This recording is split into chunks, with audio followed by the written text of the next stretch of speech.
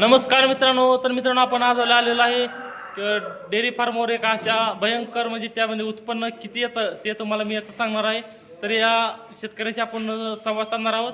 तर त्यांच्याबद्दल तुम्ही त्याचं रोजचं नियोजन कसं आहे ते आपण इथं पाहणार आहोत. तर मित्रांनो, हे आहेत आपले शेतकरी. तर यांना आपण एक 2-3 प्रश्न विचारूयात. तर तुम्ही ह्या जनावरांचं नियोजन कसं करताय? सकाळचं उठल्यापासून संध्याकाळपर्यंत कसं कसं नियोजन आहे ते सांगा आपल्याला. ह्याला काय नाही, 2 टाइम चारा आणि 2 टाइम पाणी असते. सकाळ 2 तास, संध्याकाळी 2 तास.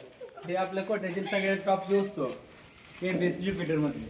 ह्याचं काय नाव वगैरे काय ठेवलंय का ह्याचं? त्याचं नाव सुंदर आहे. सुंदरी. आणि ह्याचं तर ह्याला चारा कसा कसा टाकला असतो ते दाखवा.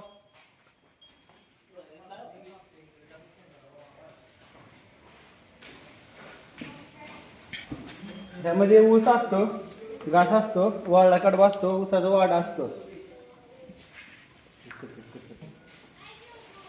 हे अशा प्रकारे आपलं हे चाऱ्याचं नियोजन असते. सकाळी एक आमच्याकडे एक बघून आहे ते मोठं टोकलं, ते एक बघू टोकलं. दोन्ही गायवाले एक झाले की यांचं दिवसभराचं काम ओके झाले.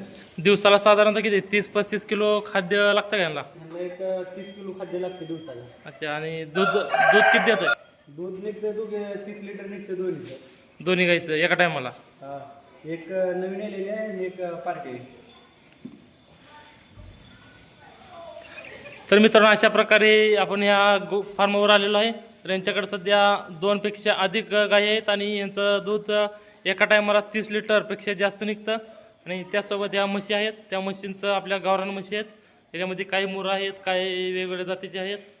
तर यांना सुद्धा खाद्य तेच आहेत. 30 किलोचं त्यांना एका दिवसाला खाद्य लागतं.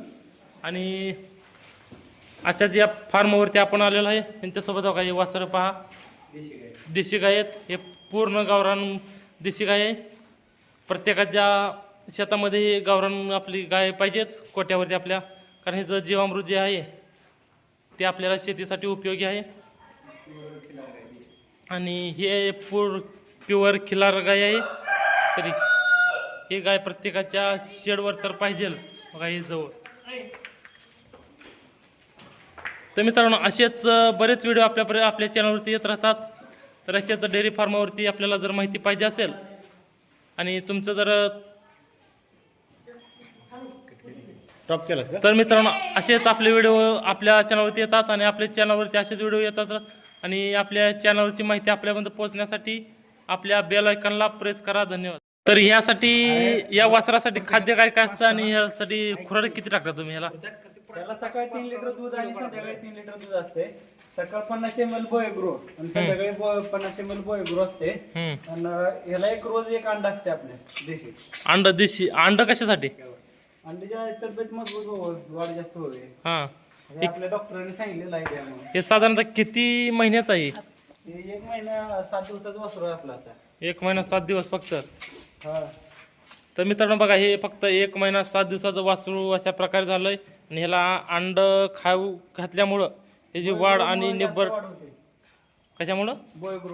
बोयग्रोमुळे ह्याची वाढ झालेली आहे.